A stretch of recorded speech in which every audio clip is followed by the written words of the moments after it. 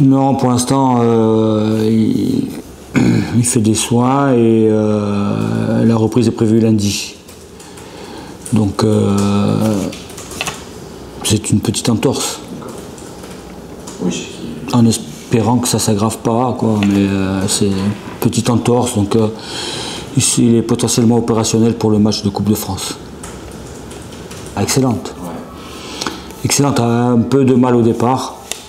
Mais c'était pas facile pour lui parce qu'il est arrivé dans une équipe malade.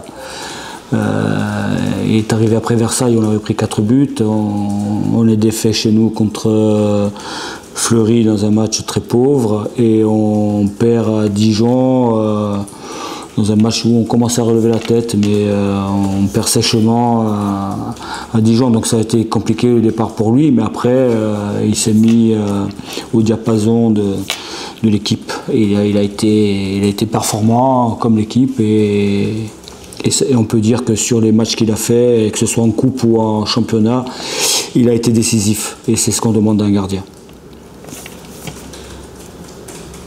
Sur le retour de Vincent, c'était clair annoncé que Vincent reprenait sa place de numéro 1, il n'y avait pas de discussion. Ah oui, c'était annoncé dès le recrutement de Pierre. Pierre est venu ici en connaissance de cause. Quand il est arrivé ici, enfin avant qu'il arrive, je l'ai eu au téléphone et je lui ai expliqué comment ça allait se passer, s'il était d'accord ou pas.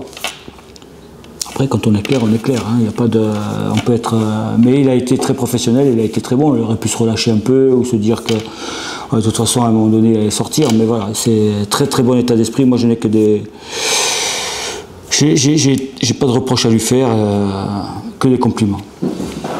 C'est un stade bruyant, bouillant, mais c'est ce qu'on aime dans le football, d'avoir des supporters qui encouragent leur équipe, qui chantent, qui crient, qui manifestent leur joie ou leur déception. Mais c'est ce qu'on aime. Il y en a d'autres, il y a d'autres stades où, cette année notamment, où on va connaître, où on a connu des ambiances aussi chaudes. Hein. Je pense à des clubs historiques comme Sochaux, comme Valenciennes. Voilà, c'est des ambiances intéressantes pour jouer un match de foot. Ben, quand on joue des matchs comme ça, j'ai envie de dire, qu'est-ce qu'on a à perdre ? Puisque nous, l'ambition et l'objectif du club, alors l'ambition non, mais l'objectif du club, c'est de participer à la Ligue 3 la saison prochaine, donc c'est-à-dire se maintenir dans ce championnat, c'est bien clair pour tout le monde. Mais maintenant, on est dans une position où on est à 2 points de la 3e place, on est à, je crois, 7 points ou 8 points de Rouen.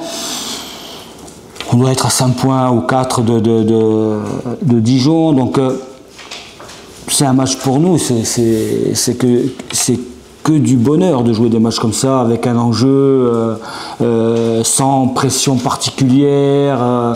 Voilà, c'est dans un stade qui va être plein, je sais que ça va être à guichet fermé, donc il y aura de l'ambiance, il y aura...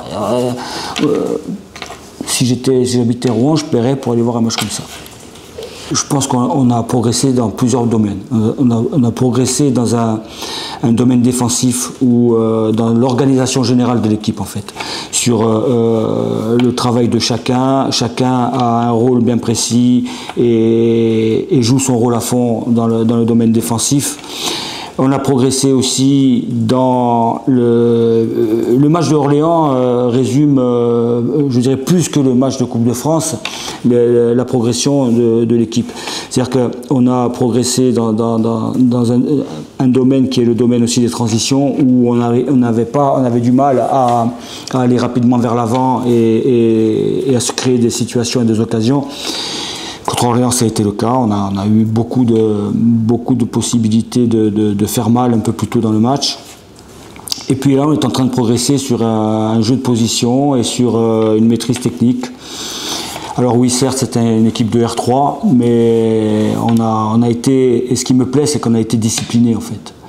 C'était pas la panique sur le terrain, c'était pas le bordel, si je peux m'exprimer ainsi. Chacun a occupé ses places, son poste, chacun a joué sa partition pour le bien du collectif, et ça m'a plu.